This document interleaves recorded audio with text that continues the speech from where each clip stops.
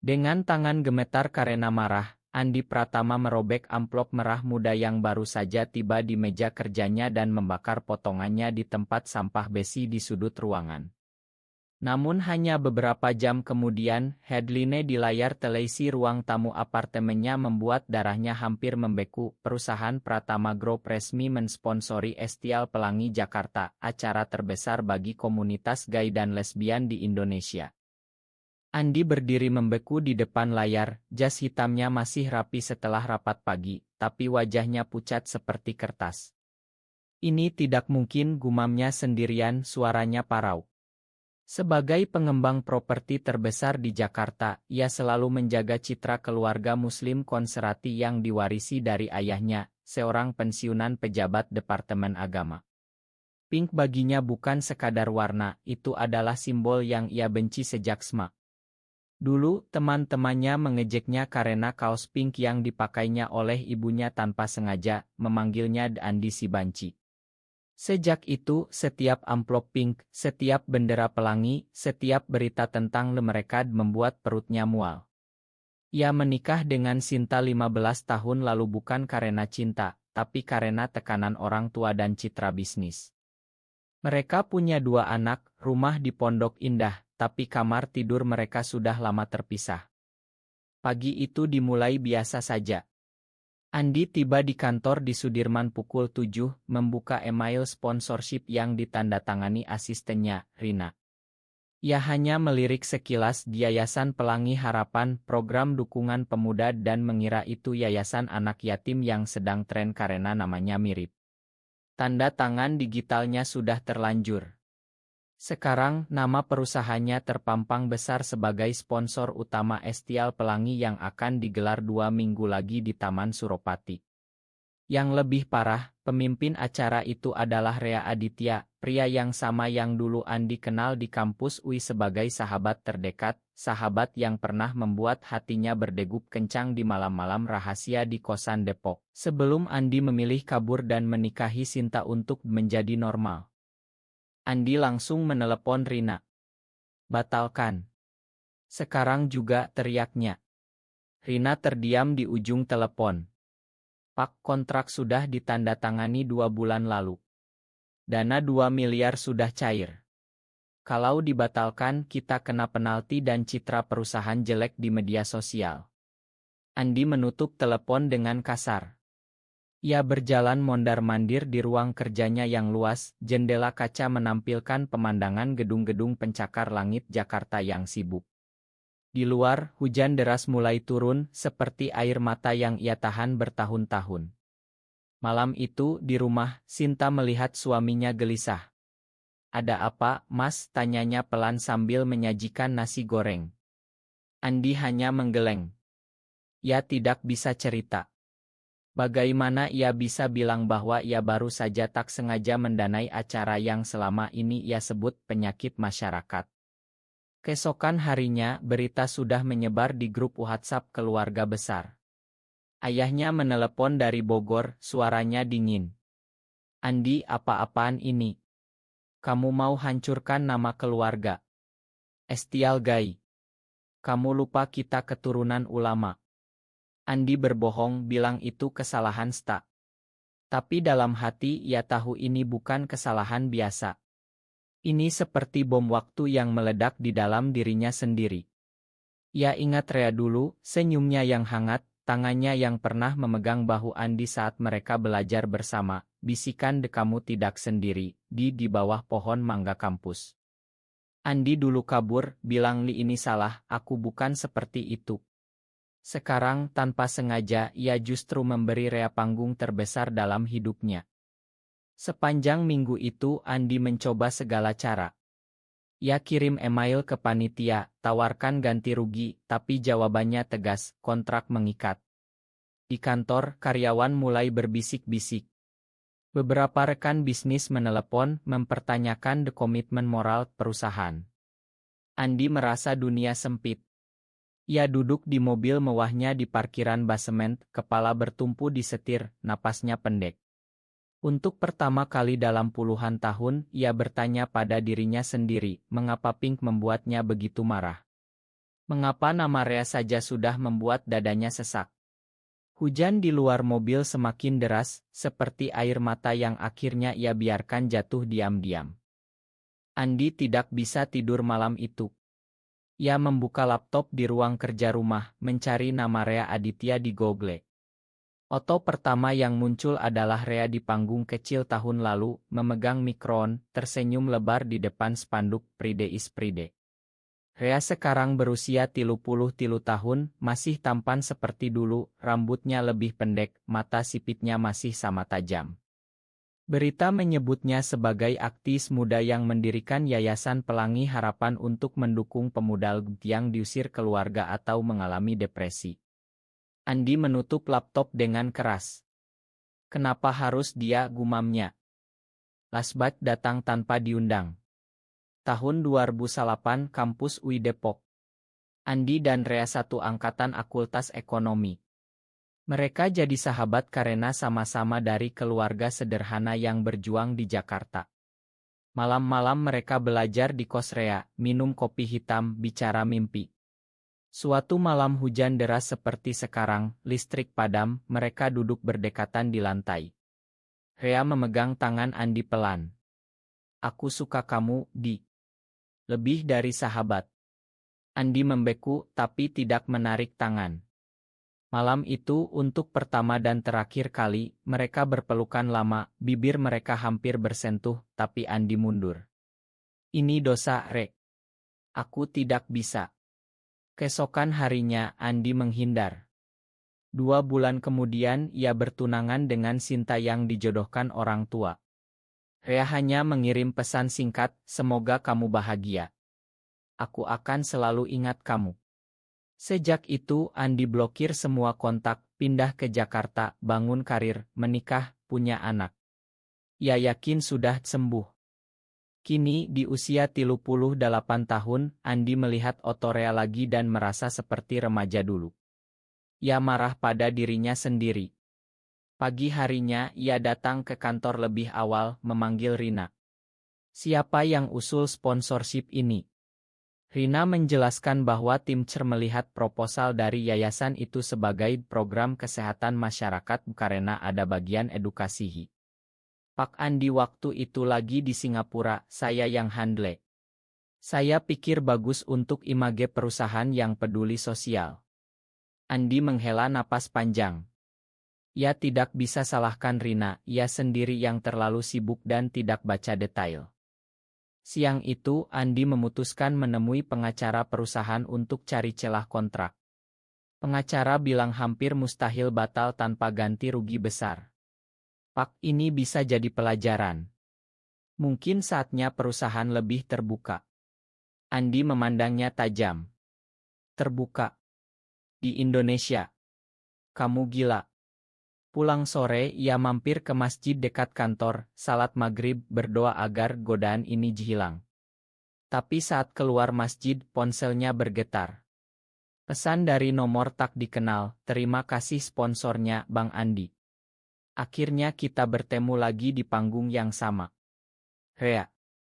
Andi hampir menjatuhkan ponsel. Ia tidak balas. Malamnya, di rumah, anak sulungnya yang berusia 14 tahun bertanya polos saat melihat berita di Papa, kenapa perusahaan kita dukung acara aneh itu. Andi hanya bisa bilang itu kesalahan, nak. Papa akan perbaiki. Tapi dalam hati ia tahu perbaikan tidak semudah itu.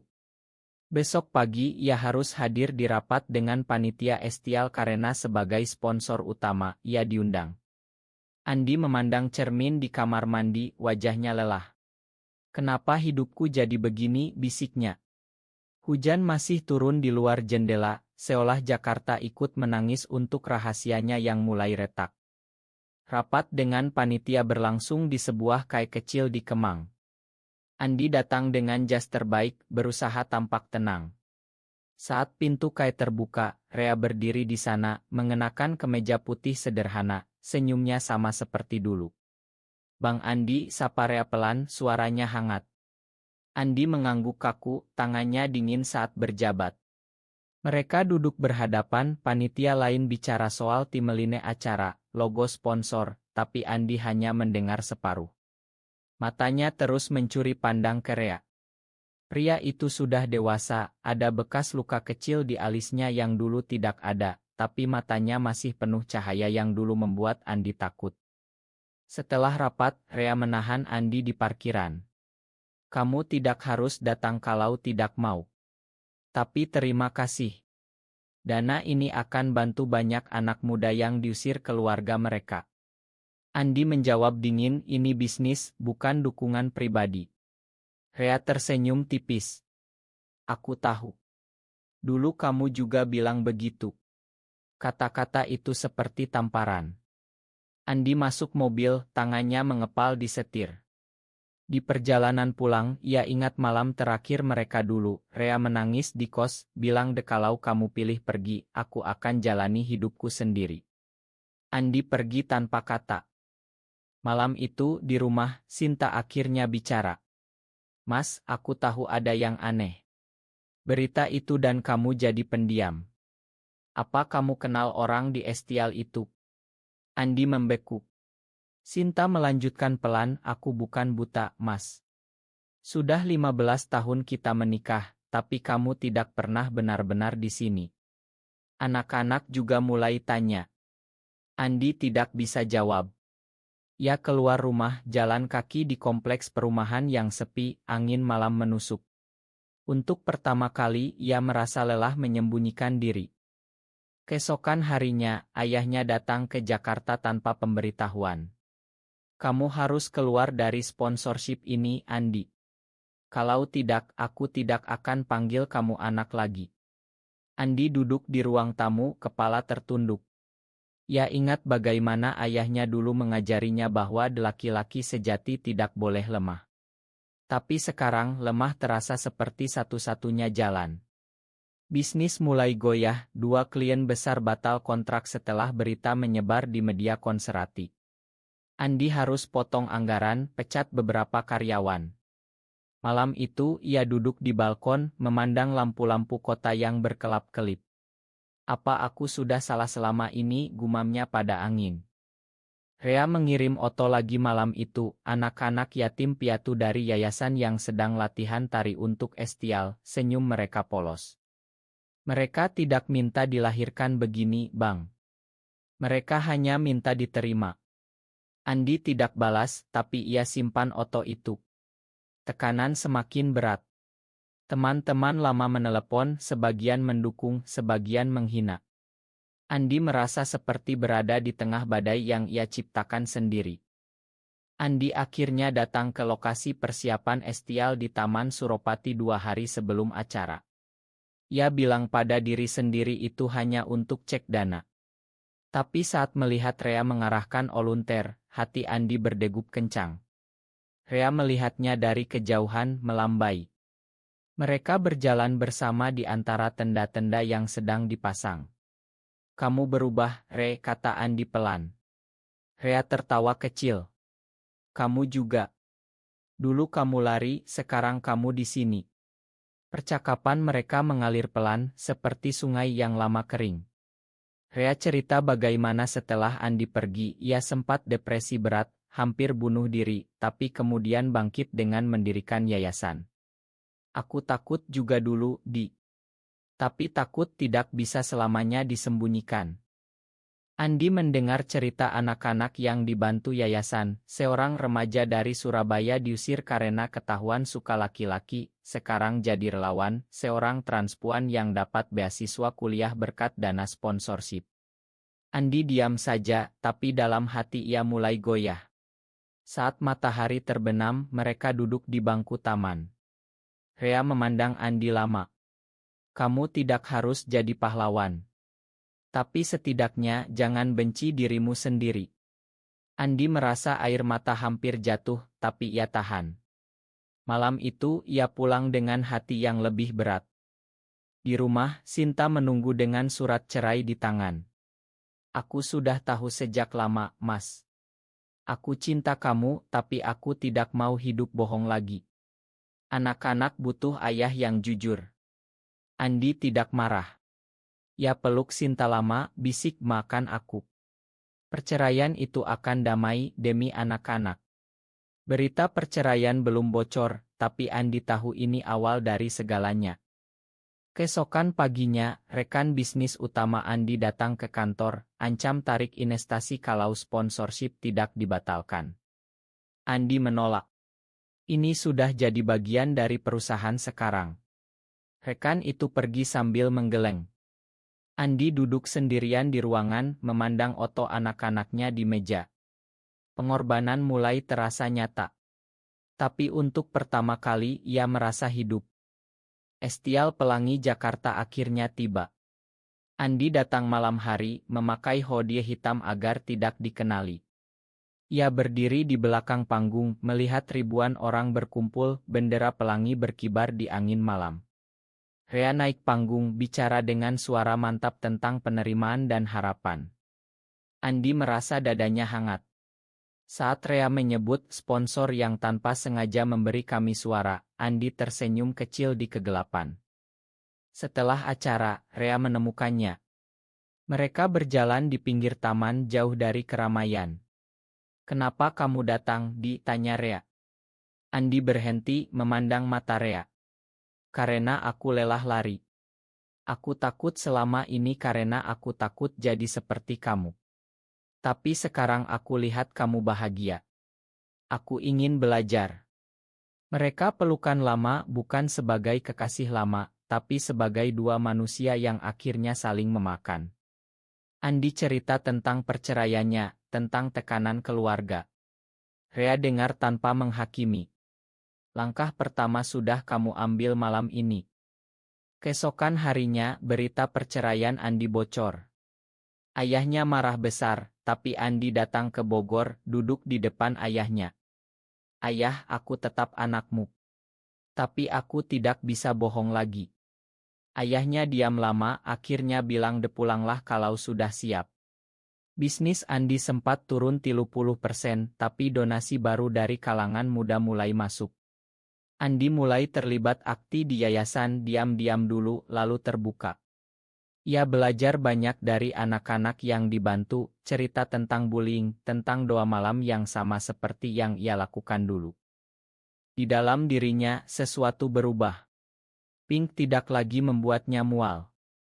Ia bahkan beli kemeja merah muda untuk anaknya, bilang warna tidak menentukan siapa kita.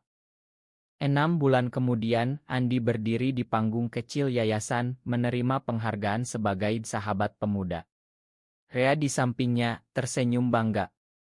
Andi bicara pelan di mikron, "Dulu aku membakar amplop pink karena takut.